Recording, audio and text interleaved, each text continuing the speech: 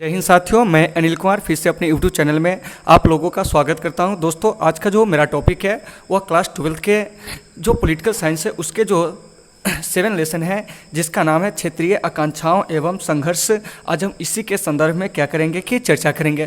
तो इस वीडियो के माध्यम से हम क्या करेंगे कि इससे आने वाले जो भी वस्तुनिष्ठ प्रश्न होंगे उस पर हम क्या करेंगे कि इसके जो भी ऑप्शन होगा उस ऑप्शन के आधार पर सारे ऑप्शनों का चर्चा किया जाएगा। इसके अलावा इससे आने वाले जो भी महत्वपूर्ण प्रश्न होंगे उसका भी हम क्या करेंगे, विश्लेषण करेंगे। तो आप लोग वीडियो के अंत तक बने रहेंगे और अच्छे से इन सारे चीज़ों को समझेंगे ताकि किसी प्रकार की कोई समस्या आपको बोर्ड एग्जाम में ना आए या आपके जो कॉम्पिटिटिव एग्जाम में किसी प्रकार की कोई क्वेश्चन पूछी जाए तो वह आपका न छूटे। तो चलिए दोस्तों, चैप्टर को शुरू करते हैं। देखिए, इसका जो पहला क्वेश्चन कह रहा है, क्या कह रहा है कि क्षेत्रीय दलों के उदय का सबसे बड़ा कारण क्या है। तो देखिए, क्षेत्रीय दलों के उदय का जो सबसे बड़ा कारण था वह था कांग्रेस के नेतृत्व का पतन। किसके पतन? कांग्रेस के नेतृत्व का पतन। तो यहाँ से एक प्रश्न आएगा कि क्षेत्रीय दल हम कहते हैं किसको। तो देखिए, तो जो अपने क्षेत्र विशेष पर जिस दल की पकड़ होती है, जो क्षेत्र विशेष के लिए लड़ते हैं, उसको हम लोग क्षेत्रीय दल कहते हैं। तो यहाँ से एक प्रश्न आपसे किया जा सकता है कि कुछ क्षेत्रीय दल जो है उसका उदाहरण दीजिए, कि कुछ क्षेत्रीय दल जो है उसका उदाहरण दीजिए। तो जैसे हम बिहार से ही बात करते हैं, तो जैसे बिहार से आपको क्या है कि राष्ट्रीय जनता दल हो गया, ठीक है ना। इसके अलावा आपको जनता दल यूनाइटेड हो गया। तो ये सब जो है आपको क्या है कि बिहार की क्षेत्रीय पार्टी है। वहीं तेलुगु देशम आपको आंध्र प्रदेश की क्षेत्रीय पार्टी है। बीजू जनता दल जो है उड़ीसा का क्या है कि आपको क्षेत्रीय पार्टी है। इसके अलावा पीपुल्स डेमोक्रेटिक पार्टी जो कि आपको जम्मू कश्मीर का क्षेत्रीय दल है। तृणमूल कांग्रेस जो कि अब राष्ट्रीय दल है, या पहले क्षेत्रीय दल था जो कि पश्चिम बंगाल से इसका संबंध है, ठीक है ना। तो ऐसे बहुत सारी पार्टियां हैं जो आपको क्षेत्रीय दलों के क्या है कि उदाहरण है, ठीक है ना। आम आदमी पार्टी हो गया जो कि दिल्ली व पंजाब में क्या है कि क्षेत्रीय रूप से क्या है कि कार्यरत है। तो इन सारे चीज़ों को आपको बढ़िया से देख लेना है। तो हमने क्या देखा कि क्षेत्रीय दल की जो पकड़ होती है वह किसी विशेष क्षेत्र में होती है और वह क्षेत्रीय मुद्दा को उठाकर क्या होते हैं कि सत्ता में आते हैं। तो क्या हुआ था कि ये जो क्षेत्रीय दल है इसके उदय का जो सबसे बड़ा कारण था वह था आपको कांग्रेस के नेतृत्व का पतन। तो जैसा कि आप जानते होइएगा कि हमारे देश में जो प्रथम आम चुनाव शुरू हुई थी वो आपको 1952 में, मतलब कि हमारे देश में प्रथम आम चुनाव की जो शुरुआत हुई थी 1952 में। 1952 का प्रथम आम चुनाव जो हुआ था उसमें कांग्रेस पार्टी को पूर्णतः बहुमत मिली थी। केंद्र में भी इसकी सरकार बनी और भारत के सभी राज्यों में भी इसकी क्या हुई थी, सरकार बनी। 1957 में भी यही स्थिति रही, 1962 में भी यही स्थिति रही। लेकिन पंडित जवाहरलाल नेहरू की मृत्यु के बाद कांग्रेस का जो नेतृत्व था वह अच्छा नहीं रहा, जिस वजह से 1967 के हुए आम चुनाव में कांग्रेस को क्या हुआ था कि बहुमत नहीं मिला और उसे कई सारे दलों के साथ गठबंधन करके क्या हुआ था कि सरकार बनाना पड़ा था। तो कहीं ना कहीं क्षेत्रीय दल के जो उदय का कारण है वो आपको कांग्रेस के नेतृत्व का ही पतन है। तो एक का सही आंसर जो हो जाएगा वो आपको ए हो जाएगा। 2 देखिए क्या करा है, आनंदपुर शाही प्रस्ताव 1973 का आपत्तिजनक बिंदु क्या था। तो देखिए, इसका जो आपत्तिजनक बिंदु था वह आपको सिख एक क्या है कि आपको पृथक कौम है, यानी कि सिख जो है एक अलग राष्ट्र है। तो यहाँ से आपसे एक प्रश्न किया जा सकता है कि ये जो क्या है कि आनंदपुर शाही प्रस्ताव है इसकी जो मुख्य बातें हैं उस पर क्या करें कि चर्चा करें। तो आप इस पर क्या कर सकते हैं कि इसके जो कुछ पॉइंट है, ठीक है ना, उस पॉइंट को आप लोग चाहे तो नोट कर सकते हैं। देखिए, तो ये जो आनंदपुर शाही प्रस्ताव था उसकी जो सबसे आपत्तिजनक बिंदु थी वह था आपको कि पृथक कौम, मतलब कि सिख जो है एक पृथक कौम है। लेकिन इसके अलावा भी अन्य मुद्दे थे, जैसे कि जो भी पंजाब भाषी क्षेत्र है, जैसे कि उस समय आपको चंडीगढ़, हिमाचल प्रदेश, हरियाणा, राजस्थान, ठीक है ना, सबको क्या किया जाए कि मिलाया जाए ताकि सिखों के हित की रक्षा किया जाए।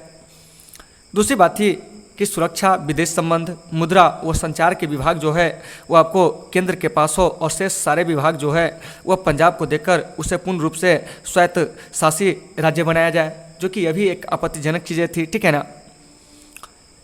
और भी इसके आपत्तिजनक बिंदु थे, जैसे सिखों को छोटे अस्त्र जैसे कि बंदूकें व पिस्तौल रखने का क्या हो कि अधिकार हो, ठीक है ना। तो ये सभी जो है वो आपको क्या था कि आनंदपुर शाही प्रस्ताव के क्या थे कि आपत्तिजनक बिंदु थे।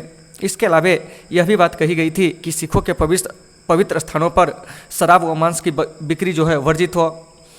पंजाब में बसे गरीब व पिछड़े लोगों की दशा सुधारी जाए, बेरोजगारी को दूर किया जाए, शिक्षित बेरोजगार लोगों को भत्ता दिया जाए, अन्य देशों में स्थित सिखों के तीर्थ स्थान तक जाने पर कोई प्रतिबंध न हो, ठीक है ना, उनके पवित्र स्थानों की देखरेख की जाए। तो ये सभी जो था वो आपको आनंदपुर साहिब जो प्रस्ताव था 1973 ठीक है ना, उसका क्या था कि यह मुख्य बात ही थी। लेकिन इसमें जो सबसे ज़्यादा आपत्तिजनक बिंदु था वह था कि सिख एक पृथक कौम है, क्योंकि 1946 में जब कैबिनेट मिशन योजना भारत आया था तो उस कैबिनेट मिशन योजना में यह माना गया क्या कि मुस्लिम बहुल जो क्षेत्र है उससे क्या होगा कि पाकिस्तान नामक एक नए देश का निर्माण किया जाएगा। तो सिखों ने क्या किया था कि सिखों की जनसंख्या के आधार पर उसने क्या किया था कि सिखिस्तान की मांग की थी, ठीक है ना। लेकिन वहाँ पर कैबिनेट मिशन योजना के आधार पर इसको क्या कर दिया गया था कि मतलब नकार दिया गया था। तब जाकर क्या हुआ था कि धीरे धीरे यह मुद्दा जो था आगे गर्माता गया, ठीक है ना। और फिर आनंदपुर साहिब प्रस्ताव 1973 आया जिसमें सिख को एक पृथक कौम क्या हुआ था कि माना गया, ठीक है ना। यह इसका क्या था आपत्तिजनक बिंदु था। तो 2 का सही आंसर जो हो जाएगा वो आपको ख हो जाएगा। 3 में देखिए क्या कर रहा है कि कश्मीर के भारत में विलय पर किससे आपत्ति है। तो देखिए कश्मीर के भारत में विलय पर जो आपत्ति है वो आपको हुर्रियत कॉन्फ्रेंस का है, ठीक है ना। तो ये जो हो जाएगा 3, इसका सही आंसर जो हो जाएगा वो क्या हो जाएगा तो सी हो मतलब बी हो जाएगा, हुर्रियत कॉन्फ्रेंस। तो इस चीज़ को आपको क्या करना है कि बढ़िया से याद रखना है। तो ये जो कश्मीर है इसका भारत में जो विलय हुआ था कब हुआ था, तो कश्मीर का भारत में विलय 26 अक्टूबर 1947 को हुआ था। और कश्मीर का भारत में विलय पत्र पर जो हस्ताक्षर करने वाले वहाँ के राजा थे उनका नाम था राजा श्री हरि सिंह। तो इन सारे चीज़ों को आपको बढ़िया से क्या कर लेना है कि देख लेना है कि कश्मीर का भारत में विलय कब हुआ था। तो कश्मीर का भारत में विलय 26 अक्टूबर 1947 को हुआ था। वहाँ की कई सारी पार्टी है जैसे National Conference, Panthers Party, People's Democratic Party. तो ये सब वहाँ की क्या है क्षेत्रीय पार्टियाँ है। तो इन सारे चीज़ों को आपको बढ़िया से याद रखना है। चलिए 4 में, भारत के उत्तर पूर्वी क्षेत्र में असम का भाग काटकर सबसे पहले कौन सा राज्य बना था। तो देखिए असम का जो भाग काटकर सबसे पहले जो बना था वो आपको नागालैंड बना था। तो नागालैंड का गठन जो हुआ था वो आपको 1963 में हुआ था। तो यहाँ से एक प्रश्न किया जाएगा आपसे कि बताइए कि पूर्वोत्तर भारत के अंतर्गत कौन कौन से राज्य आते हैं। तो आपको असम, अरुणाचल प्रदेश, नागालैंड, मणिपुर, मिजोरम, त्रिपुरा और मेघालय। तो ये जो 7 राज्य है यह आपको भारत के पूर्वोत्तर राज्य के अंतर्गत आते हैं, यानी कि पूर्व उत्तर के राज्य में आते हैं। तो इस राज्य को फिर से याद रखेंगे आप मैप के आधार पर, ठीक है ना। अरुणाचल प्रदेश, नागालैंड, मणिपुर, मिजोरम, फिर आपको त्रिपुरा, असम, मेघालय। तो ये सभी जो है भारत के पूर्वोत्तर राज्य है। तो असम का भाग काटकर सबसे पहले अगर पूर्व उत्तर में कोई राज्य बना था तो आपको नागालैंड बना था। और नागालैंड की स्थापना जो हुई थी वो आपको 1963 में हुई थी। कब हुई थी 1963 में हुई थी। तो इन सारे चीज़ों को आपको बढ़िया से वीडियो को पॉज करके देख लेना है। 5 में, बृहत नागालैंड आंदोलन के समर्थक कौन थे। तो देखिए बृहत नागालैंड आंदोलन के जो समर्थक थे वो आपको इजाक थे। कौन थे? इजाक थे। तो इस चीज़ को भी आपको बढ़िया से याद रखना है। चलिए 6 में, वह कौन सा राज्य है जिसे पहले उपराज्य बनाया गया फिर उसे पूर्ण राज्य का दर्जा मिला। तो वह है आपको मेघालय। कौन है? मेघालय। तो मेघालय का जो गठन हुआ था वो आपको 1972 में हुआ था। तो इस चीज़ को भी आपको बढ़िया से क्या करना है कि याद रखना है, ठीक है ना।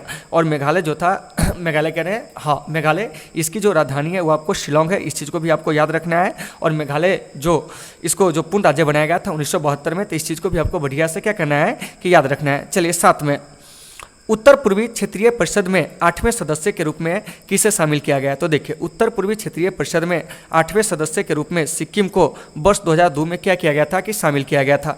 तो देखिए यहाँ से एक टॉपिक आया आपको, मतलब क्षेत्रीय परिषद। यहाँ से आपको समझना होगा कि आखिरकार ये क्षेत्रीय परिषद क्या है, ठीक है ना। तो देखिए ये चीज़ जो है अभी जो हम बताने जा रहे हैं क्षेत्रीय परिषद, ये आपको काफ़ी ज़्यादा इंपॉर्टेंट है, ठीक है ना। तो आप लोग इससे क्या करेंगे कि बाद में वीडियो को पॉज करके अभी बढ़िया से सुनिए, ठीक है ना।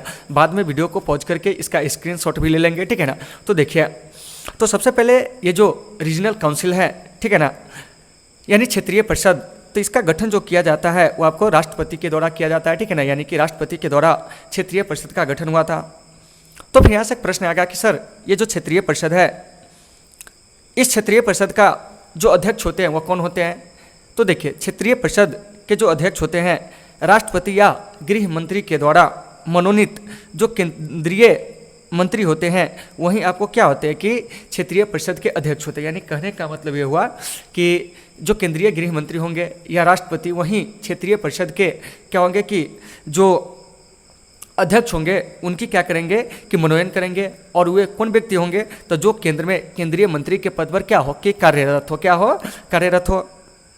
फिर यहाँ से प्रश्न पूछा जाएगा कि ये जो क्षेत्रीय परिषद है इसके जो उपाध्यक्ष होते हैं वो कौन होते हैं। तो देखिए ये जो क्षेत्रीय परिषद है इसके जो उपाध्यक्ष होते हैं वे आपको संबंधित राज्यों के मुख्यमंत्री होते हैं जो आपको बदलते रहते हैं, ठीक है ना। राज्य में जिस प्रकार से सत्ता चेंज होती रहती है उस प्रकार से क्या होते हैं कि क्षेत्रीय परिषद के जो उपाध्यक्ष होते हैं वो बदलते रहते हैं। तो आपका यहाँ से एक प्रश्न आएगा कि सर अभी वर्तमान में जो क्षेत्रीय परिषद है वो कौन कौन है। तो देखिए, एक है उत्तर क्षेत्रीय परिषद, एक दक्षिण क्षेत्रीय परिषद, पूर्वोत्तर क्षेत्रीय परिषद, फिर आपको पूर्वी क्षेत्रीय परिषद, पश्चिमी क्षेत्रीय परिषद, दक्षिणी क्षेत्रीय परिषद। तो आपका यहाँ से एक प्रश्न आएगा कि ये जो उत्तरी क्षेत्रीय परिषद है, दक्षिणी क्षेत्रीय परिषद है, पूर्वी क्षेत्रीय परिषद है, पश्चिमी जो क्षेत्रीय परिषद है, इस सबका जो गठन हुआ था वह कब हुआ था। तो देखिए, इस सबका जो गठन हुआ था वो आपको 1956 के राज्य पुनर्गठन जो अधिनियम था, ठीक है ना, 1956 उसके बाद हुआ था। लेकिन इसमें से जो एक पूर्वोत्तर क्षेत्रीय परिषद है, इसकी जो स्थापना की गई थी वह विशेष अधिनियम के तहत 1972 में की गई थी। तो इस चीज़ को भी आपको क्या करना है कि बढ़िया से याद रखना है। तो देखिए, उत्तरी क्षेत्रीय परिषद, मध्य क्षेत्रीय परिषद, पूर्वी क्षेत्रीय परिषद, पश्चिमी क्षेत्रीय परिषद और दक्षिणी क्षेत्रीय परिषद, यानी कि ये जो पंच परिषद है इसका जो गठन हुआ था वह आपको 1956 के राज्य पुनर्गठन अधिनियम के आधार पर हुआ था। जबकि आपको पूर्वोत्तर क्षेत्रीय परिषद जो है इसका गठन जो हुआ था वो आपको संसद के विशेष अधिनियम के द्वारा, जो विशेष अधिनियम 1971 था उसके बाद 1972 में हुई थी। तो इन सारे चीज़ों को आपको बढ़िया से क्या करना है कि याद रखना है। तो यहाँ से इस चीज़ को रिकॉल कीजिए कि क्षेत्रीय परिषद का गठन कौन करते हैं, राष्ट्रपति करते हैं। क्षेत्रीय परिषद के अध्यक्ष कौन होते हैं, तो वे व्यक्ति या मतलब कि वह केंद्रीय मंत्री जिन्हें क्या होता है कि राष्ट्रपति या गृह मंत्री के द्वारा मनोनीत किया जाता है। इसके जो उपाध्यक्ष होते हैं वे आपको संबंधित राज्यों के मुख्यमंत्री होते हैं। तो इन सारे चीज़ों को आपको वीडियो को पॉज करके बढ़िया से देख लेना है। वर्तमान में क्षेत्रीय परिषद की संख्या जो है वो आपको कितनी है, तो क्षेत्रीय परिषद की जो वर्तमान में संख्या है वो आपको 6 है। वह क्षेत्रीय परिषद कौन कौन है, उत्तरी, दक्षिणी, मध्य, पूर्वी, पश्चिमी और पूर्वोत्तर। तो ये जो पूर्वोत्तर परिषद है उसको छोड़कर बाकी जो भी क्षेत्रीय परिषद है उसका गठन 1956 के राज्य पुनर्गठन अधिनियम के आधार पर हुआ था। जबकि ये जो पूर्वोत्तर क्षेत्रीय परिषद है इसकी स्थापना 1972 में हुई थी। तो इन सारे चीज़ों को बढ़िया से देख लेना है। तो आपका यहाँ से एक प्रश्न आएगा कि सर ये जो उत्तरी क्षेत्रीय परिषद है इसमें कौन कौन से राज्य या संघ राज्य आते हैं। तो देखिए, उत्तरी जो परिषद है उसमें चंडीगढ़, हरियाणा, हिमाचल प्रदेश, जम्मू कश्मीर, पंजाब, राजस्थान और दिल्ली आते हैं। तो ये सभी जो है आपको उत्तरी क्षेत्रीय परिषद में आते हैं। वहीं आपको मध्य जो क्षेत्रीय परिषद है उसमें आपको बिहार, छत्तीसगढ़, मध्य प्रदेश, उत्तर प्रदेश और उत्तराखंड आते हैं। जबकि पूर्वी आंचलिक परिषद जो है यानी कि पूर्वी क्षेत्रीय परिषद, इसमें आपको झारखंड, उड़ीसा और पश्चिम बंगाल आते हैं। पश्चिमी क्षेत्रीय परिषद में दादर व नागर हवेली, दमन व दीव, गोवा, गुजरात, महाराष्ट्र, तो ये सभी जो है पश्चिमी क्षेत्रीय परिषद में आते हैं। दक्षिण क्षेत्रीय परिषद में आंध्र प्रदेश, कर्नाटक, केरल, पुदुचेरी, तमिलनाडु, तेलंगाना ये सब आते हैं। जबकि अंडमान और निकोबार द्वीप समूह तथा लक्षद्वीप जो है दक्षिणी आंचलिक परिषद के क्या है, विशेष आमंत्रितों में शामिल हैं। फिर है कि पूर्वोत्तर क्षेत्रीय परिषद में कौन कौन से राज्य आते हैं, अरुणाचल प्रदेश, असम, मणिपुर, मेघालय, मिजोरम, नागालैंड, सिक्किम, त्रिपुरा, यानी कि पूर्वोत्तर के 7 राज्य और एक जो है सिक्किम, ये सभी जो है आपको पूर्वोत्तर आंचलिक परिषद में आते हैं। तो इन सारे चीज़ों को आपको बढ़िया से याद रखना है। तो वहीं 7 नंबर प्रश्न आपका कह रहा है कि उत्तर पूर्वी क्षेत्रीय परिषद में 8वें सदस्य के रूप में किसे शामिल किया गया था, तो सिक्किम को शामिल किया गया था आपको दिसंबर 2002 में। 3 चीज़ को आपको याद रखना है। अब देखिए, सौराष्ट्र किस राज्य का क्षेत्र है। तो देखिए, ये जो सौराष्ट्र है आपका प्रश्न कह रहा है कि सौराष्ट्र किस राज्य में आता है। तो देखिए, ये जो सौराष्ट्र है ये आपको महाराष्ट्र में आता है। कहाँ, किस राज्य में आता है, महाराष्ट्र में। तो ऐसे बहुत सारे जगह है, ठीक है ना, जिसको आपको याद रखना होगा कि वह किस किस राज्य में आते हैं। तो थोड़ा सा इसको आप लोग क्या करेंगे कि ध्यान से सुनेंगे। जैसे कि सौराष्ट्र हो गया ये आपको गुजरात में, जबकि लद्दाख हो गया जम्मू कश्मीर में, बुंदेलखंड उत्तर प्रदेश, इस चीज़ को याद रखिएगा, आपके एग्जाम में पूछा जाता है। मारवाड़ राजस्थान में, विदर्भ महाराष्ट्र में, दार्जिलिंग पश्चिम बंगाल में, ठीक है ना। तो ये सारे चीज़ों को आपको बढ़िया से क्या करना है, याद रखना है। तो वहीं आपका प्रश्न कह रहा है कि सौराष्ट्र क्षेत्र किस राज्य में आता है, तो वह आपको गुजरात में आता है, ठीक है ना। तो इस चीज़ को याद रखना है, ठीक है ना। विदर्भ कहता तो महाराष्ट्र में और मारवाड़ कहता तो वह आपको राजस्थान में। तो इन सारे चीज़ों को वीडियो को पॉज करके बढ़िया से लिख लीजिएगा। तो 8 का सही आंसर जो हो जाएगा वो आपको ख हो जाएगा। चलिए 9 में, राष्ट्रीय जनता दल भारत के किस राज्य में सक्रिय है? तो देखिए राष्ट्रीय जनता दल यूनाइटेड, ठीक है ना, लोक जनशक्ति पार्टी, हिंदुस्तान अवामी मोर्चा, ठीक है ना, ये सारे जो पार्टियां हैं, ठीक है ना, इसके अलावा विकासशील इंसान पार्टी, ये सभी जो है आपको बिहार में क्या है कि सक्रिय पार्टी है। तो 9 का सही आंसर जो हो जाएगा वो आपको ग हो जाएगा। 10 में बोडोलैंड स्वायत्त शासी परिषद किस राज्य में स्थित है? तो देखिए बोडोलैंड स्वायत्त शासी परिषद जो है यह आपको असम में स्थित है। कहाँ स्थित है? असम में स्थित है। तो इसको भी आपको क्या करना है कि याद रखना है। चलिए 11 में किस राज्य का निर्माण भाषा के आधार पर हुआ था? तो देखिए भाषा के आधार पर इसमें से क्या हुआ है कि आपको सबसे पहले अगर कहा जाए तो वो आपको आंध्र प्रदेश का निर्माण हुआ था 1 अक्टूबर 1953 को। तो इस चीज़ को आपको बढ़िया से याद रखना है कि किस राज्य का निर्माण भाषा के आधार पर हुआ है, तो वो आपको आंध्र प्रदेश का। तो कभी कभी आपसे प्रश्न कर लिया जाएगा कि बताइए कि ये जो आंध्र प्रदेश है इसका गठन कब हुआ था? तो ये आपको 1953 में। तो देखिए हाल के वर्षों में कुछ राज्य या संघ राज्य का गठन हुआ है, इसके बारे में जान लेते हैं। तो देखिए 31 अक्टूबर 2019 को लद्दाख और जम्मू कश्मीर का क्या हुआ था कि आपको पुनर्गठन हुआ और इस दोनों को संघ राज्य का दर्जा दिया गया। 2 जून 2014 को तेलंगाना का गठन हुआ था। 15 नवंबर 2000 को झारखंड का गठन हुआ था। 9 नवंबर 2000 को उत्तराखंड का गठन हुआ था। 1 नवंबर 2000 को छत्तीसगढ़ का क्या हुआ था? गठन हुआ था। वहीं गोवा का गठन 1987 में, अरुणाचल प्रदेश का गठन 1987 में, मिजोरम का गठन 1987 में। तो इन सारे चीज़ों को आपको क्या करना है कि बढ़िया से वीडियो को पॉज करके क्या कर लेना है कि लिख भी लेना है। फिर यहाँ से कभी कभी प्रश्न आ जाएगा कि सर महाराष्ट्र और गुजरात का गठन कब हुआ था? तो 1 मई 1960 को। नागालैंड 1963, हरियाणा का गठन 1966 में, हिमाचल प्रदेश 1971 में, मेघालय, मणिपुर, त्रिपुरा इसका गठन जो हुआ था 1972 में। सिक्किम भारत का जो पूर्ण राज्य बना था वो आपको 1975 में, जबकि सहवर्ती राज्य 1974 में बना था। तो इन सारे चीज़ों को आपको वीडियो को पॉज करके क्या करना है कि बढ़िया से लिख लेना है। तो आइए कुछ जो राज्यों का गठन हुआ है उसके बारे में हम एक बार रिकॉल करवाते हैं, आप लोग सुनते चलेंगे। तो देखिए आंध्र प्रदेश का गठन 1953 में लिखते भी चलिएगा, ठीक है ना, और जहाँ भी दिक्कत होगी बोलिएगा। महाराष्ट्र का गठन 1960, गुजरात 1960, नागालैंड 1963, हरियाणा 1966, हिमाचल प्रदेश 1971, मेघालय 1972, मणिपुर 1972, त्रिपुरा 1972, ठीक है ना। तो इन सारे राज्यों के गठन वर्ष को लिखते भी चलना है।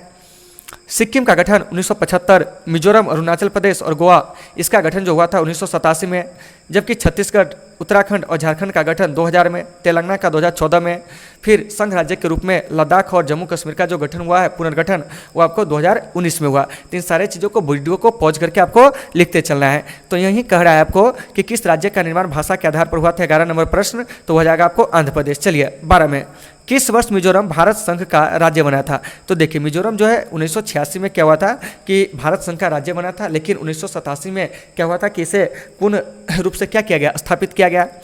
13 में शिवसेना एक क्षेत्रीय दल है। तो देखिए शिवसेना जो है महाराष्ट्र का एक क्षेत्रीय दल है और इसका गठन 1966 में बाला साहब ठाकरे के द्वारा किया गया था। तो इस चीज़ को भी आपको याद रखना है। अब देखिए अब आपका अगला प्रश्न कर रहा है कि उल्फा एक आतंकवादी संगठन है। तो देखिए उल्फा जो है भारत का क्या है कि आपको एक आतंकवादी संगठन है। तो आपका यहाँ से एक प्रश्न आएगा कि सर ये जो उल्फा है, उल्फा का पूर्ण रूप क्या होता है? तो देखिए उल्फा का पूर्ण रूप है United liberation front of Assam.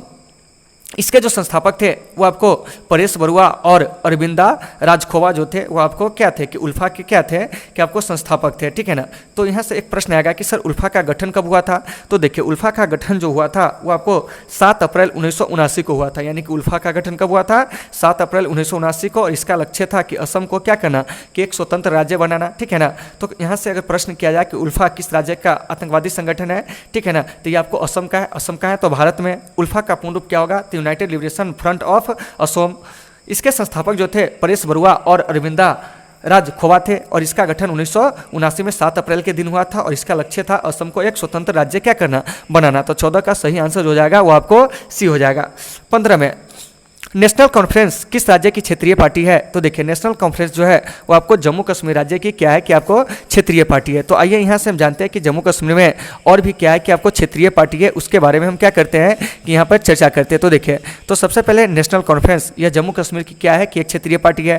Panthers party Jammu Kashmir की यही एक क्षेत्रीय पार्टी है। उसके बाद है पीपुल्स डेमोक्रेटिक पार्टी, यह भी आपको जम्मू कश्मीर की क्या है कि आपको एक क्षेत्रीय पार्टी है। तो इन सारे चीज़ों को आपको क्या करना है कि वीडियो को पॉज करके बढ़िया से क्या कर लेना है कि लिख लेना है, ठीक है ना।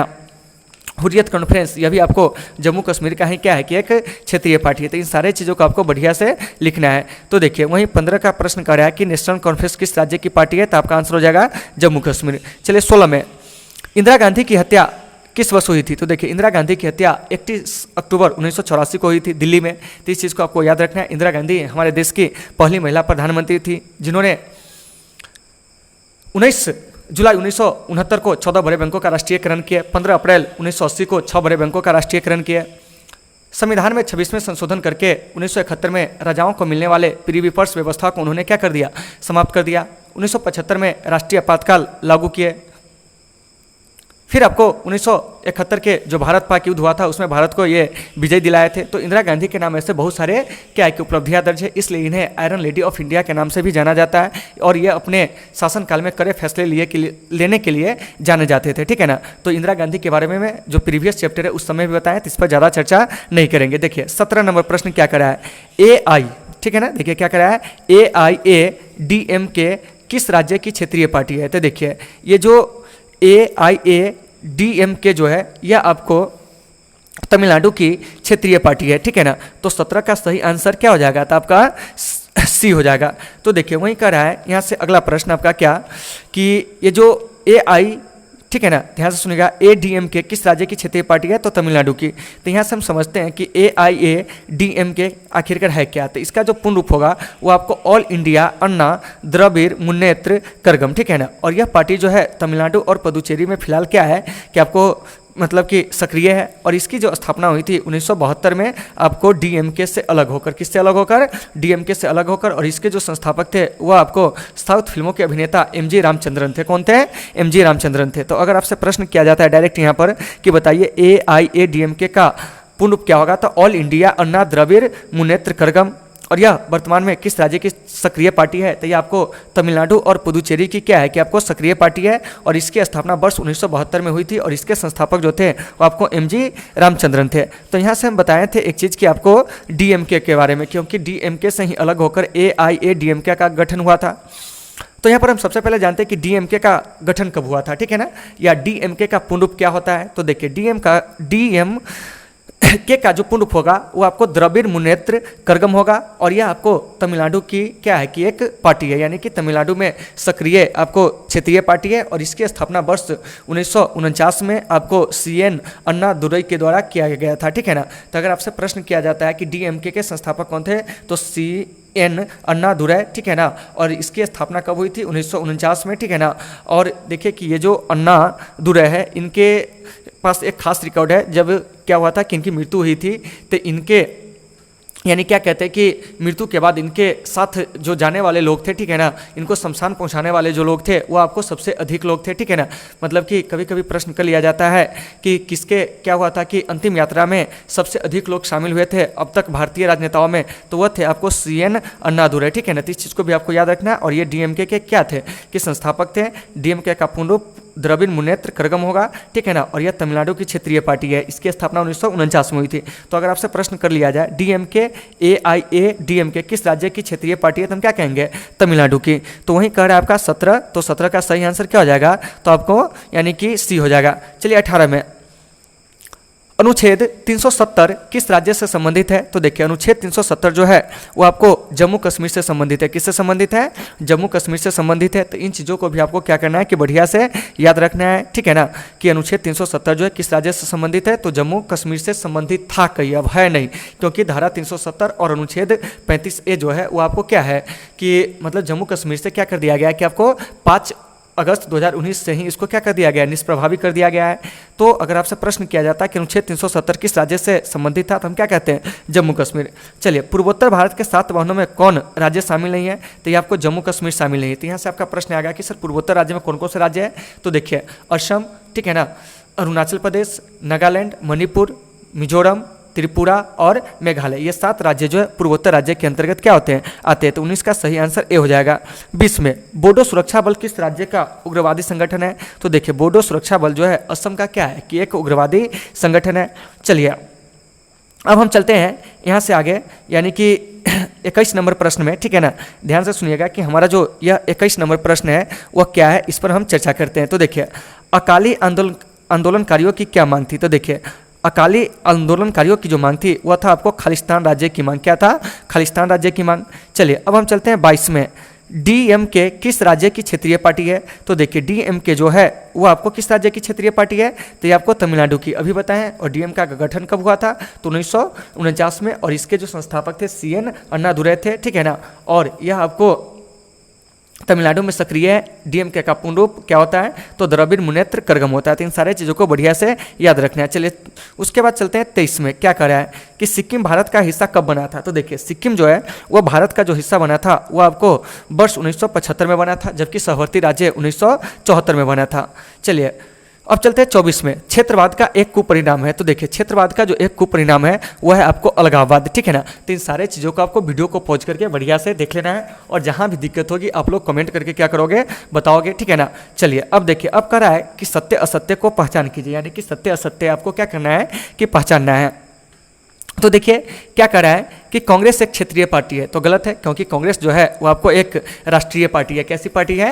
राष्ट्रीय पार्टी है। और यह हमारे देश की सबसे प्राचीन पार्टी है। और इसका गठन 28 दिसंबर 1885 को बम्बई के गोकुलदास तेजपाल संस्कृत महाविद्यालय के प्रांगण में एक ब्रिटिश प्रशासनिक अधिकारी जो कि रिटायरमेंट थे A.O. ह्यूम उसके द्वारा किया गया था, यानी कि एलन ऑक्टेवियन ह्यूम के द्वारा किया गया था।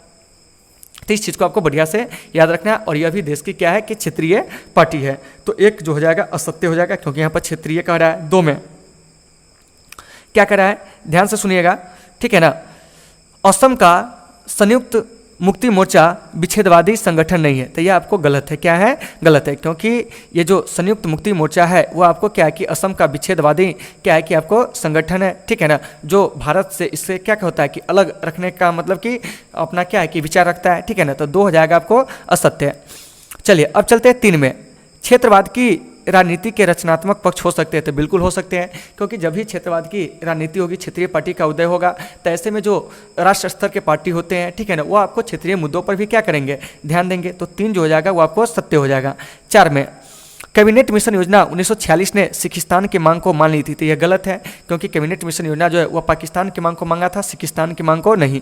तो आपका यहाँ से प्रश्न आएगा कि कैबिनेट मिशन योजना भारत कब आया था? तो आपको 24 मार्च 1946 को भारत आया था। फिर यहाँ से एक प्रश्न पूछा जाएगा कि ये जो कैबिनेट मिशन योजना है इसके जो अध्यक्ष थे वह कौन थे? तो वो आपको पैथिक लॉरेंस थे। फिर यहाँ से प्रश्न आएगा कि कैबिनेट मिशन योजना में कितने सदस्य थे? तो आपको 3 सदस्य थे, Pethick Lawrence, Sir Stafford Cripps और एवी अलेक्जेंडर, ठीक है ना। तो इन सारे चीज़ों को आपको वीडियो को पॉज करके बढ़िया से लिखते चलना है, ठीक है। चलिए 5 में जम्मू कश्मीर के आतंकवादियों को स्वतंत्रता सेनानी नहीं कहा जा सकता है। तो देखिए तो यह बिल्कुल क्या है कि सत्य है। क्या है? सत्य है, क्योंकि देखिए आतंकवादी को स्वतंत्रता सेनानी हम कैसे कहेंगे? इसको स्वतंत्रता सेनानी पाकिस्तान वाले कहते हैं, ठीक है ना। तो यह कथन जो है वो आपको क्या है कि गलत है। चलिए 6 में पंजाब सूबे की रचना 1956 में नहीं बल्कि 1900 क्या हुआ था कि मतलब क्या है कि 66 में हुई थी। तो यह कथन जो है वो आपको क्या है कि बिल्कुल मतलब कि सत्य है। क्या है? सत्य है। तो देखिए पंजाब सूबे की जो रचना हुई थी वो 56 में ना होकर 1966 में हुई थी। तो देखिए तब पंजाब जो था वो आपको द्विभाषी राज्य बना था 1956 में, जिसमें पिप्सू को भी शामिल कर लिया गया था, ठीक है ना। तो अगर आपसे प्रश्न किया जाए कि पंजाब सूबे की रचना 1956 में हुई थी तो यह गलत है, ठीक है ना, क्योंकि 1956 में यह द्विभाषी राज्य बना था। तो देखिए पंजाब से अलग होकर क्या हुआ था कि 1966 में हरियाणा भी बना था। तो 6 जो हो जाएगा वो आपको सत्य हो जाएगा। चलिए 7 में भारत के राज्यों की स्वायत्तता को किसी भी स्थिति में सीमित नहीं किया जा सकता है। तो यह कथन क्या है कि गलत है। क्या है? गलत है। हम यहाँ पर क्या कर सकते हैं कि राज्य की स्वायत्तता को क्या कर सकते हैं? सीमित कर सकते हैं, ठीक है ना। तो 7 हो जाएगा आपको असत्य। 8 में तेलंगाना आंदोलन की प्रकृति क्षेत्रीय न होकर क्या था कि उप क्षेत्रीय था। तो यह आपको क्या था? बिल्कुल सही है। तो ये जो तेलंगाना है इसका गठन जो हुआ था आंध्र प्रदेश से अलग होकर 2 जून 2014 को हुआ था। तो इस चीज़ को भी आपको क्या करना है? याद रखना है। तो 8 जो हो जाएगा वो आपको क्या हो जाएगा? सत्य हो जाएगा। 9 में क्षेत्रीय दलों के उदय हमारी संघीय व्यवस्था को सुदृढ़ बना सकता है। तो यह भी आपको क्या कि सत्य है। क्या है? सत्य है। तो आप जानते होगा कि हमारे भारत में संघात्मक शासन व्यवस्था है, और संघात्मक शासन व्यवस्था में क्या होता है कि सरकार का जो गठन होता है वो आपको दोहरे स्तर पर होता है। कैसे होता है? दोहरे स्तर पर, अर्थात केंद्र स्तर पर केंद्र सरकार और राज्य स्तर पर जो होते हैं कौन होते हैं? राज्य सरकार होते हैं, ठीक है ना। तो देखिए तो इसमें क्या होता है कि सरकार और जो उसकी इकाइयाँ होती है यानी कि राज्य, उसके बीच शक्तियों का क्या होता है? विभाजन होता है। लेकिन यहाँ पर है हमारे भारत में जो संघात्मक शासन व्यवस्था है इसमें केंद्र जो है अधिक शक्तिशाली है, राज्य जो है वो आपको कम शक्तिशाली है, ठीक है ना। तो वहीं आपको कह रहा है क्या कि क्षेत्रीय दलों का उदय हमारी संघीय व्यवस्था को सुदृढ़ बना सकता है, तो यह कथन सत्य है। चलिए 10 में, संघीय व्यवस्था में क्षेत्रीय असंतुलन को चिंता का विषय नहीं समझा जाना चाहिए, तो यह आपको गलत है। क्या है? गलत है। तो क्षेत्रीय असंतुलन नहीं होना चाहिए। तो आपका यहाँ से प्रश्न आएगा कि सर क्षेत्रीय असंतुलन क्या होता है। तो जैसे देखते होइएगा कि भारत के कुछ राज्य बहुत ज़्यादा संपन्न है, जैसे गुजरात हो गया, ठीक है ना, महाराष्ट्र हो गया, ये राज्य सब काफ़ी ज़्यादा क्या है कि संपन्न है। वहीं आपको बिहार हो गया, उड़ीसा हो गया, मध्य प्रदेश हो गया, छत्तीसगढ़ हो गया, ठीक है ना, उत्तर प्रदेश हो गया, ये राज्य सब जो है वो आपको क्या है कि आर्थिक रूप से थोड़ा सा कमजोर है, ठीक है ना। तो यह कहीं ना कहीं क्षेत्रीय असंतुलन का क्या है, घोतक है, ठीक है ना। तो वहीं 10वां प्रश्न करा कि संघीय व्यवस्था में क्षेत्रीय असंतुलन को चिंता का विषय नहीं समझा जाना चाहिए, तो ये कथन गलत है। चिंता का विषय वह होगा कि एक राज्य इतना ज़्यादा विकास किया, एक राज्य इतना कम विकास किया, ठीक है ना। तो 10 जो जाएगा वो आपको असत्य हो जाएगा। चलिए, तो मुझे उम्मीद है कि ये सारे चीज़ आपको आसानी से समझ में आ गए होंगे। और दोस्तों जहाँ भी दिक्कत होगी आप कमेंट करके बताइए, ठीक है ना, और आपकी समस्या का हम हर संभव समाधान करने का क्या करेंगे, प्रयास करेंगे। चलिए अब हम बात करते हैं तीसरे नंबर प्रश्न की, यानी कि जो तीसरा इस चैप्टर का क्या है कि जो टॉपिक है वह है रिक्त स्थानों की पूर्ति कीजिए, यानी कि फिल इन दी ब्लैंक्स। इसी के बारे में आज हम चर्चा करेंगे। तो देखिए क्या कर रहा है, आंध्र प्रदेश कि तेलुगु देशम एक डॉट डॉट पार्टी है। तो देखिए तेलुगु देशम जो है वह आंध्र प्रदेश की एक क्षेत्रीय पार्टी है। कैसी पार्टी है? क्षेत्रीय पार्टी, यानी कि रीजनल पार्टी है, ठीक है ना। तो इस चीज़ को आपको याद रखना है। और तेलुगु देशम का जो चुनाव चिन्ह है भैया वो आपको साइकिल है, का है साइकिल है। तो इस चीज़ को भी आपको याद रखना है। तो आप कहिएगा सर समाजवादी पार्टी का भी साइकिल है, हाँ तो वो समाजवादी पार्टी का भी साइकिल है, ठीक है ना। तो ये जो चुनाव चिन्ह है वह आवंटित जो करते हैं निर्वाचन आयोग करते हैं, तो उससे हमें ज़्यादा कुछ खास नहीं लेना है, ठीक है ना। बस याद रखिएगा कि साइकिल जो है तेलुगु देशम और समाजवादी पार्टी का क्या है कि आपको मतलब क्या कहते हैं कि सिंबल है। चलिए अब करा है 2 में, क्षेत्रीय डॉट डॉट के कारण अनेक राजनीतिक समस्याएं जो होती है वो आपको पैदा होती है। तो क्षेत्रीय असंतुलन के कारण अनेक राजनीतिक समस्याएं जो होती है वो आपको पैदा होती है, ठीक है ना। क्षेत्रीय असंतुलन के कारण ही क्या हुआ था कि महाराष्ट्र में बाला साहब ठाकरे के द्वारा नारा दिया गया था कि महाराष्ट्र जो है मराठियों के लिए है। असम में पीके मोहंता के द्वारा यह नारा दिया गया था कि असम जो है असामियों के द्वारा मतलब असामियों के लिए है, ठीक है ना। तो ये सब कहीं ना कहीं क्षेत्रीय असंतुलन का क्या है कि आपको घोतक है। चलिए 3 में, 1946 की कैबिनेट मिशन ने डॉट डॉट की मांग को स्वीकार नहीं की। तो 1946 में जो कैबिनेट मिशन योजना आया था उसने सिखिस्तान जो देश था उसकी मांग को क्या कर दिया, अस्वीकार कर दिया था। तो 3 का जो सही आंसर हो जाएगा वो आपको सिखिस्तान हो जाएगा। चलिए 4 में, 1966 के विभाजन से पंजाब डॉट डॉट भाषी राज्य बन गया था। तो पंजाब जो है वो आपको पंजाबी भाषी राज्य बना, जबकि हरियाणा जो है वो आपको हिंदी भाषी राज्य बना 1966 में ही। तो इसको याद रखना है।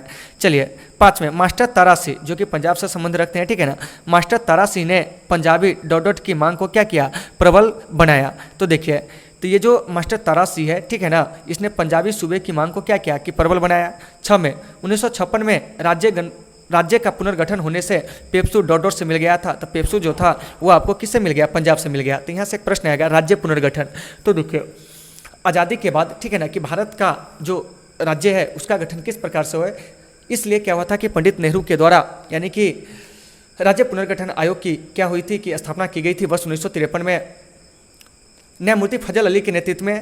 तो ये जो न्यायमूर्ति फजल अली है इन्होंने क्या किया था कि 1956 में भारत सरकार को अपनी रिपोर्ट सौंपी और बताया कि भारत में राज्यों का गठन जो है वो आपको भाषा के आधार पर किया जाए। तो हमारे भारत में जो राज्य का गठन है वो आपको भाषा के आधार पर हुआ है। फिर यहाँ से प्रश्न पूछेगा कि भाषा के आधार पर गठित होने वाला पहला राज्य कौन है, तो आपको आंध्र प्रदेश है। तो इन सारे चीज़ों को आपको बढ़िया से वीडियो को पॉज करके लिख लेना है। चलिए फिर यहाँ से प्रश्न आएगा कि People's Democratic Party dot dot में काम कर रही है। तो पीपुल्स डेमोक्रेटिक पार्टी जो है वो आपको जम्मू कश्मीर में कार्य कर रही है। 8 में, हिजबुल मुजाहिदीन एक संगठन है। तो देखिए हिजबुल मुजाहिदीन जो है वो आपको एक आतंकवादी संगठन है। क्या है? एक आतंकवादी संगठन है। तो आपका यहाँ से एक प्रश्न आएगा कि सर जम्मू कश्मीर में कार्यरत कुछ आतंकवादी संगठनों का नाम बताइए। तो जैसे देखिए हिजबुल मतलब हिजबुल मुजाहिदीन है, इसके अलावा लश्कर ए तोयबा है, तहरीक उल मुजाहिदीन है, जम्मू कश्मीर मुक्ति मोर्चा है, हिजबुल्लाह है, हरकत उल अंसार है, ठीक है ना, हरकत उल अंसार है, अलबुर्ग है, अल जिहाद है, अल ओमार मुजानुद्दीन है, ठीक है ना। इसके अलावा दुख्तरान ए मिलतत है, ठीक है ना। तो इन सारे चीज़ों को आपको बढ़िया से याद रखना है, ठीक है ना। तो ये सभी जो है आपको जम्मू कश्मीर के आतंकवादी संगठन है, यानी कि दुखरान ए मिलत, ये मतलब दुख्तरान ए मिलत, ये भी आपको जम्मू कश्मीर का ही एक आतंकवादी संगठन है। तो इन सारे चीज़ों को बढ़िया से आपको वीडियो को पॉज करके देख लेना है। चलिए 9 में, संत फतेह सिंह ने सिखों के आंदोलन को डॉट डॉट रूप दिया था। तो देखिए ये जो संत फतेह सिंह थे उन्होंने सिखों के आंदोलन को क्या किया था कि रचनात्मक रूप दिया था।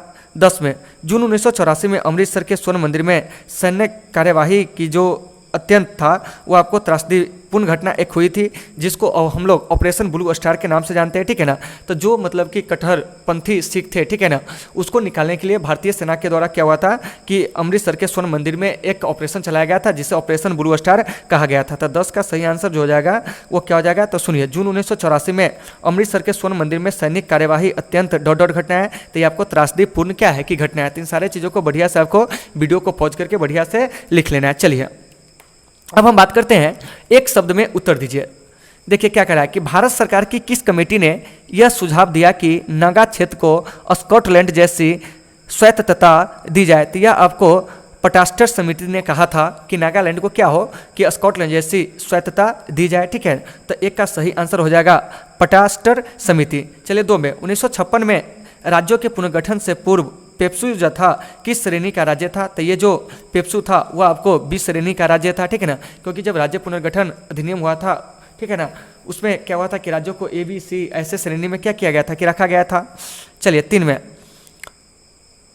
2004 में हुए किस संगठन के सम्मेलन के समय यह तय किया गया कि भारत व पाकिस्तान संयुक्त संवाद जो है वो आपको जारी रखेगा। तो ये आपको दक्षेश सम्मेलन में। तो एक चीज़ याद रखिएगा कि दक्षेश में जो अभी सदस्य की संख्या है वो आपको 8 है, और इसके जो सदस्य वो कौन कौन है, तो श्रीलंका है, भारत है, ठीक है ना, भूटान है, नेपाल है, बांग्लादेश है, पाकिस्तान है, मालदीव है और अफगानिस्तान है। इस प्रकार से सार्क में सदस्य राष्ट्रों की संख्या कितनी है, तो आपको 8 है। तो एक चीज़ याद रखिएगा कि सार्क की स्थापना जो हुई थी, यानी कि south Asian association for regional cooperation की, ये आपको 7 से 8 दिसंबर 1885 को बांग्लादेश की राजधानी ढाका में हुई थी, और इसका जो मुख्यालय है वो आपको कहाँ है, तो सार्क का मुख्यालय जो है वो आपको काठमांडू में है। और इसका जो उद्देश्य था दक्षिण एशिया के देशों में सबसे पहले आपसी संबंध को बनाना, ठीक है ना, राजनीतिक सामाजिक विकास को बढ़ावा देना, आर्थिक विकास को गति देना, ये सभी जो था सार्क का क्या था, उद्देश्य था। तो इन सारे चीज़ों को आपको बढ़िया से याद रखना है। और सार्क का जो लेटेस्ट सम्मेलन अब तक हुआ है वो आपको बस 2014 में 18वां सार्क सम्मेलन जो कि आपको काठमांडू में हुआ है। कहाँ हुआ है, काठमांडू में। तो इन सारे चीज़ों को आपको बढ़िया से वीडियो को पहुँच करके लिख लेना है, ठीक है ना। चलिए 4 में क्षेत्रीय परिषदों का गठन जो हुआ था कब हुआ था, तो देखिए क्षेत्रीय परिषदों का गठन जो हुआ था वो आपको 1956 में हुआ था। तो उस समय कौन कौन से क्षेत्रीय परिषद का गठन हुआ था, तो उत्तरी क्षेत्रीय परिषद, दक्षिणी क्षेत्रीय परिषद, मध्य क्षेत्रीय परिषद, इसके अलावा पूर्वी क्षेत्रीय परिषद और पश्चिमी क्षेत्रीय परिषद। इसका गठन जो हुआ था 1956 में, जबकि उत्तर पूर्वी क्षेत्रीय परिषद का जो गठन हुआ था वो आपको 1972 में, ठीक है ना। तो इन सारे चीज़ों को आपको बढ़िया से वीडियो को पहुँच करके लिख लेना है। चलिए अब हम बात करते हैं असम जनजाति पहाड़ी संघ का अध्यक्ष कौन था। तो देखिए असम जनजाति पहाड़ी संघ का जो अध्यक्ष था वो आपको विलियम संगमा था। कौन था, विलियम संगमा। तो इस चीज़ को आपको याद रखना है। 6 में द्रविड़ मुन्नेत्र कड़गम किस राज्य में कार्यरत है, तो ये आपको तमिलनाडु में है, और इसका जो गठन हुआ था वो आपको 1949 में हुआ था, और इसके जो संस्थापक थे CN अन्नादुरई थे, ठीक है ना। तो इस चीज़ को आपको बढ़िया से याद रखना है, ठीक है ना। चलिए 7 में जनजातीय बाघ बल नामक आतंकवादी संगठन किस राज्य में कार्यरत है, तो यह आपको जो है त्रिपुरा में क्या है कि कार्यरत है। जनजातीय बाघ बल नामक आतंकवादी संगठन का है, तो त्रिपुरा में। तो इस चीज़ को आपको याद रखना है। उग्र अकालकारियों ने किस संत की हत्या कर दी थी, तो संत लोंगोवाल की क्या कर दी थी कि हत्या कर दी थी, ठीक है ना, क्योंकि इनका जो हुआ था राजीव गांधी के साथ एक समझौता हुआ था, ठीक है ना। तो इस सभी चीज़ों से मतलब कि त्रस्त होकर जो आपको उग्र सिख जो संगठन था उसने इनकी क्या कर दी थी, मतलब हत्या कर दी थी, ठीक है ना। तो वहीं 8 नंबर प्रश्न करा है कि उग्र अकालकारियों ने किस संत की हत्या कर दी थी, तो संत लोंगोवाला का, ठीक है ना। अब एक उत्तर पूर्वी परिषद में कुल कितने सदस्य हैं, तो वो आपको 8 है, और 8वें सदस्य के रूप में सिक्किम जो शामिल हुआ था वो आपको वर्ष 1900 मतलब कि वर्ष 1900 कह रहे हैं कि उत्तर पूर्वी क्षेत्रीय परिषद में जो 8वें सदस्य के रूप में सिक्किम शामिल हुआ था वो आपको वर्ष 2002 में। तो इन चीज़ों को आपको याद रखना है। अरुणाचल प्रदेश को राज्य का दर्जा कब मिला था, 1986 में, लेकिन इस राज्य का जो पुनः गठन हुआ था वो आपको कब हुआ था, तो 20 फरवरी 1987 को। तो आप लोग क्या करेंगे कि वीडियो को पॉज करके, ठीक है ना, बढ़िया से इन सारी चीज़ों को लिख लेंगे, ठीक है ना। अगर एक बार में समझ में नहीं आती है तो आप दूसरा बार भी इसे देखिए, लेकिन लिखने का काम जरूर कीजिएगा, ताकि आपको क्या होगा कि जो भी चीज़ें होगी वो आपको आसानी से समझ में आ जाएंगे। क्योंकि मैं भी आपको पढ़ाने से पहले पूरे चैप्टर को पढ़ता हूँ, जो भी चीज़ें मुझे अच्छी लगती है उसकी जानकारी हम कहीं ना कहीं विकिपीडिया या कोई भी अन्य स्रोत है उससे ग्रहण करते हैं, फिर आपके सामने हम प्रस्तुत होते हैं। तो आप लोग भी क्या करोगे कि वीडियो को शुरू से लेकर अंत तक देखेंगे, जो भी दिक्कत होगी आप लोग कमेंट करके बताएंगे, ठीक है ना। तो चलिए दोस्तों, मुझे उम्मीद है कि ये टॉपिक आपको समझ में आ गई होगी। फिर मिलते हैं आप लोगों से नेक्स्ट क्लास में। जब तक के लिए आप सबों से सुविधा, take care all of you.